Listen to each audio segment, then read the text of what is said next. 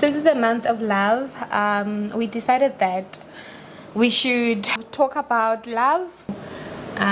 We decided that we should talk about marriages, relationships, and there are certain questions that I've asked myself like several times, since I got married. When I got married to you, most of the things that I was taught, I did not really experience them. So it really took me to understand you as a person and understand what marriage is like in our family, our marriage. How is our marriage? And how would I define marriage with you, because this thing is a journey, and it's something that you don't master. You can't really master marriage, but I do believe that you learn if you are willing to learn, and if you are willing to actually build a healthy marriage with your partner. So one of the things that have been emphasized, and especially in church, I've heard this thing a lot, and it bothered me because I felt suppressed, and I felt like I'm not an individual. I don't matter, and I don't have any significance. It's only a man who's the one who has a vision. A man is the one who leads the family, but a woman is always following suit. She's always submitting, she's always doing this, always supporting everything that the man is telling her or directing her, So a man is the one that actually gives direction into the marriage, Now, I have a question. The question is, Yes. what is a vision in a marriage context?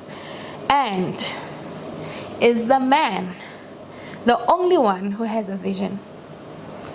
And a woman should simply follow it? Just to answer you bluntly, I would say yes. But to expand a little bit more, it's not as easy as that. A man decides to get married to you. Okay. So it is a man, unfortunately, in our society. Yeah. And probably by design as well. Yes. Who decides that I now want to get married. Okay. I want to start my own family. Mm-hmm. And when I start my own family, these are the values that I wish to espouse, And then this is the suitable person who's likely to support my vision, meaning that the man must be the bearer of the vision, okay, because he's the one who decides to get married. You don't just decide to get married for nothing. Mm-hmm. You decide to get married because you have a vision, you have a vision, all right, and then that vision needs a helper. Okay. However, I don't believe that a man is the only one who has a vision, or the vision of the man is the only one that matters. I believe that when I meet you, I must find out from you as well that what is it that you wish to achieve in your life, and what is it that you want in your life, Mm-hmm. And then see if what you want is consistent with what I want. Okay. Yes. All right. We have believed for the longest time. We have believed the people who are in this journey, who are before us. Obviously, in life, there are people that we look up to. Yes. There are people that we aspire to be. Yes. When we look at a certain couple, and you are just amazed how they've survived the marriage, and how they've endured the marriage, and you really aspire to be one of them, and make your marriage work. However, we believe older people. Yeah. We believe older people, and I don't know if we should believe them blindly, or we should believe them, or just take whatever wisdom that we are able to take. But when you get into your marriage, you are able to incorporate your own thing, also considering what they've told you. Yeah. You know, so including this thing of a vision, because like for the longest time, even like my mind vele iduma ukuthi kumele usupport vision yendoda yakho. That's the only thing that you think about. That's the only thing you think about, and it seems as if you don't matter as a woman, you know. It seems as if you have no place in the marriage, you know. And it seems as if like God has created you just to support this person, to live here on earth and to further his vision, his purpose here on earth, whereas you also have your own purpose. You know. So my question is, to what extent can you actually take from the older ones, you know, because we believe them, we believe our parents, you know, what they tell us, we believe them. But when we get to the marriage, we don't necessarily experience that, you know. Kind of like battle with yourself. Yourself against what you have been taught. Yes. How much can we take in from the people, the older people that are around us and that have been around us growing up? And how much, to what extent can we take from them, or should we consider ourselves as well, you know? So I just want to know, like, to what extent? Okay, firstly I'd like to address the reference that you made. You said marriage should be enjoyed, you know. Actually, marriage shouldn't be enjoyed. Marriage should be enjoyed. Yes, you know. Okay. But be that as it may, you know, when we take from our parents or our ascendants, you know, we must be very careful and we must be very selective, you know. Why? Because we should also consider the context in which they lived. You know, I mean, you and I live a different life from our parents. Yes. So I don't expect it as part of your love language to me, or as part of your responsibilities towards our family. You know, you know. So I'm glad you know that. Because we don't live in the times. Yes. We live in the States and all of that, so you can't do that, you know. I don't expect some of the things are irrelevant. Yes, I don't expect but they still insist. Like, what do you do? No, those things are irrelevant. They are out, and I don't even believe that culture is static, you know. I believe that culture is progressive, and culture must be progressive, meaning that our parents can have a different culture from their parents, and we can have a different culture from our parents because of the times, you know. What your mom would do as a young makoti, you know, is not necessarily something that you can do, even if you want. You find that. But my mom still insists. Like, No. You find that. I understand you. I understand the kind of person you are, and my mom does not understand you. Number one, you find that you awukhona ukuthanyela ibala. Ne? Nanomufundisiwe ne la uhlala khona ne awukhoni ukuthanyela ibala. Or maybe balishanyela. And number two, we have helpers and garden service and all of that. So you find that you can't implement most of the things. Number three, we are married to a man who is not even thinking about food. Exactly. And your mom taught you indoda 5 a.m. And then we live in this stressed environment wherein it's deadlines after deadlines. We eat takeaways. And when that's kuduma logo. Like, no. In my mind, that's it. You know, mug and bean, drive through. You know, all those things. You know, so I don't have time for you to wait for you. You know, to sit and wait for you to cook. You know, and all of that. Most of the time, you find that I'm always on the road and all of that, you know. So it's not that I don't love you, because you can interpret that as and because I would also like, I'm trying so hard Yes. to please this man and he's Yes. not showing up, you know. It's because of their experiences. It's because of their experience, it's because of their times, you know. During their times, they were living a life that is completely different from ours. Yes. I think I I also call think- this life a rat race, you know. We are always in a rush. yeah. Everything is instant, instant food, Yeah, instant cups, you know, instant this, instant that. Everything must be instant and must be readily available. So we don't necessarily have the time that they had. You know, that's what I think. What was your other question? Actually, no, I realized that with my mom, like she still applies teachings that she has been taught by her mom, and she wants to instill them to me. And Yes. to me, like, they don't make sense to me. Not that I Yes. disrespect them or I don't take whatever they are teaching me as serious. Yes. But I don't see any of their teachings relevant to me. Yes. You know, and I don't see them applicable to my own marriage. Yes. You know, and not that I disrespect them as my my elder.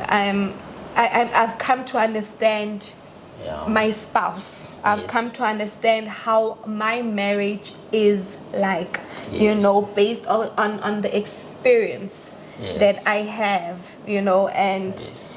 it's kind of like difficult to even take in, you know. But I agree with you that I actually wanted to actually add on what you're saying, that we should have our own cultures. Yeah, true. We should build our own cultures. Someone created the culture and created the everyone culture else and followed followed the the same culture, thing, right? not considering the times, the technological advancement, the change in how things But are I done. understand at and the so same on. time Yes. it's because of the times. So Yes. it's important that we understand the times Yes. that we live in. It's Yes. important that we understand our spouses. Yes. It's important that you understand your marriage Yes. in its entirety. Just Yes. understand how your marriage is Yes. like, you know, without. Okay, yes, you can like apply what you've been taught, you know, but to a limited extent. It Yeah, depends on true. how your marriage Well, is like, or Wow. how your marriage is turning out to be like, you Yes, know. yes. But I feel like it's important that you understand your spouse. You know, Yeah. I understand you and you understand me. Yes. Understand our different love languages. What makes me Yeah. happy, what makes you happy. And I think in that way, a healthy marriage can be built, you know, instead of me taking in whatever that I've been taught, you know. Do this, do that, and it's really exhausting, because Yeah. once you apply those things are not working. yeah, I think the person not that working. I think the person that you must have an open discussion and communication with is your spouse. Yeah. Because your spouse will, you might find that some of the things that matter to your dad, which your mom deems so important, don't matter to your spouse. Yes. And you will put a lot of effort on Because you irrelevant things. misinterpret things, right? Yes, and also people are not the same. We are not the same. And that's one thing that a lot of people don't get. They think a man must be like this, but that's not necessarily true, you know. Or a Ndebele man must be like this, a Zulu man must be like this. There's no such a thing. Within Dota Mutele Iji, Yeah, our it's like appetite that. is our appetite is not. My dad believes in it, like, Yeah. man, like, you know, and no, but my husband is not that person. Yes, No. no. Our appetite You know? is not dictated by our cultures or our ethnicity. You know, we from time to time we get to be so busy. Like myself, for example, you know, so when I'm busy, when I work, I forget that there's such a thing called food. You know. And obviously, I mean, if you cooked for me nice meal and whatever, I'm working on a very big assignment, you know, you'll feel like I don't love you or don't appreciate your cooking because I have not touched your food. No, it's not in my mind. I'm not even thinking about it, you know. So it's not necessarily true that you know, a person's love language is consistent But with their ascendance. What if I enter into the marriage with that mindset without communicating with you, and now I feel like you're acting up and when you are being yourself? So what happens? Do I open a line of communication? Do we sit down and what happens? Because like these are real issues. I mean, No, we need to communicate, you know? No, we need to communicate if there's something because if I really have an expectation from you, Yes. and I feel like you're not delivering, you know, you're not doing the way I was taught, you know, or what I've seen around me. Yes. I'm not seeing this, you know, and this thing frustrates me. Yeah. Then what happens? Yeah. No, we need to talk. Baby, are you not interested in my food or what? I've cooked for you last night. You didn't eat even the day before. You didn't eat. What is the problem? You know? And then we can talk about it. But to automatically assume that your man is like your dad, or every man is the same, you know, or all men are the same, that is a misconception. It's a misconception. Yes. Okay, and I also just have a question in respect of vision. Whether have you also experienced the same thing that I've experienced, and what is it like now? Yeah. Or is your experience different? No. Being a man in the 1970s is not like being a man in the 21st century. It's How not was the your same, experience? you know? Like with you growing up, how was it? Yeah, obviously, me growing up, women were more of servants, you know. Okay. And then now that I'm married, I'm a man, you know, in my own right. What idea did you have? You like the idea that I had. Vision, and did you have an idea that a man should be leading, a woman should not have a vision? Yeah. Or yes, but how was your experience like? No. My experience was different, obviously, you know, from what we were taught. We grew up in a patriarchal society, and by so saying, I'm not saying that I'm specifically anti-patriarchy. Patriarchy serves me, you know. Yeah. But I don't apply patriarchy to its letter, you know. Yeah. I'm very much open-minded. You know, in a patriarchal society, there's such a thing called, you know, beauty without brains, you know, or beauty with brains, you know. Yes. So if a woman is beautiful and that woman is intelligent, like my wife, you know, people become like shocked and say, "Oh wow, no, beauty with brains," you know. I don't understand. And then that is an automatic assumption. I mean, no, that's an automatic assumption that a man is smart. You know? But there are men who are not smart. Yes, there are men who are not smart. You know? Actually, there are many men who are not smart. I think women have consistently proven themselves to be smart. Why should they prove themselves? I have a problem with a lot of women proving themselves. If you go to any township now, door to door, you find that a lot of kids were raised by single moms. It takes But is brains. that proving themselves? No. Or it's... It takes brains. It takes a lot from you to raise a family alone. It takes a lot of effort, sacrifice. It takes a lot of intelligence, bravery. You know. So women have consistently proven themselves that they are smart. However, ignorance tells you that a woman is not. So you know, still need to try harder than what you... It's ignorance. You know, it's ignorance that tells you that that which you see is not real. Yeah, you know, it's just ignorance, and it's just you trying to sustain a narrative which cannot sustain itself. The narrative that women are useless cannot sustain itself. The narrative that women are perpetual minors cannot sustain itself. So you need to keep on disproving or lying about that which you see. I've seen a lot of women raise their kids, you know, without the dads. Yeah, the dad can simply say, "No, this is not my child," and the woman will take over. The dad can simply run away to another place, and the woman would take over and raise that child, you know, and that child would turn out fine, you know, and become a great member of society, you know. So women have proven themselves consistently over and over again. And it shows that they have that a has vision. that has not been It shows that they also have a vision. no, women have a vision. Sometimes a man can be a fool and a woman be the one. Remember the story of Laban. Is it Nabal? Laban. Married to Abigail. A guy is a fool. Abigail is wise. The guy just literally, calls trouble upon himself.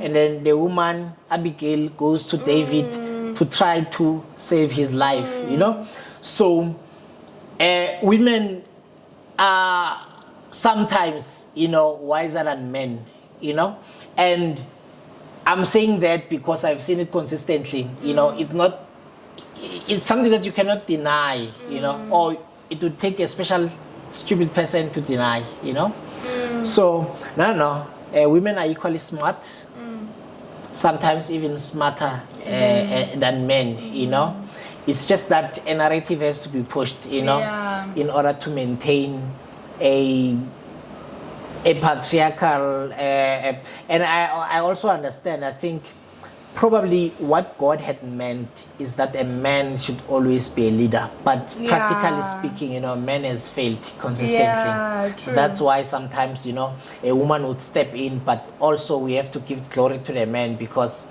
even though this woman has stepped in, we don't want to disrespect the man, But then I think it's disingenuous.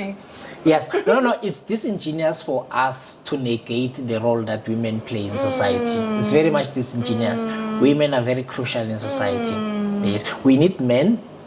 We need men to come forward, and men must man up, Yeah. But we can't negate the role that women are playing in society.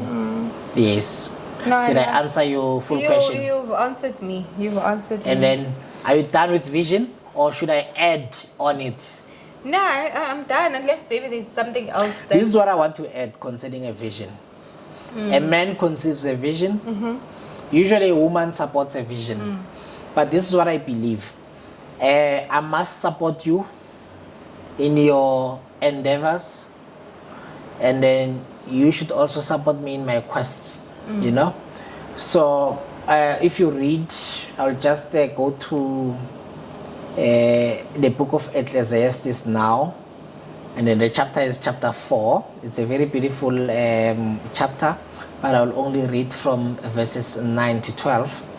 Verse 9 reads as follows: two are better than one, because they have good return for their labor. I'm reading from the NIV. Verse 10, if either of them falls down, one can help the other up, but pity anyone who falls and has no one to help them up, And that's the thing about the vision. If you fall, I need to help you up, Yes, I believe that. And then if I fall, you need to help me up, That is the beauty. Verse 11, also if two lie down together, they will keep warm, but how can one keep warm alone? Verse 12, though one may be overpowered, two can defend themselves. A cord of three strands is not quickly broken. So I believe in partnership. Yeah. I wanted to say that. I strongly believe in partnership. So a lot of old people, when you talk to them concerning this thing, they always perceive, let's say, a man as the leader, and then a woman as a servant. But I perceive a woman as a partner. I believe in partnerships. So a woman would partner with you in your vision. And you're also partnering with me in her vision. Yes. Yeah. That is very smart. You are just balancing yourself up,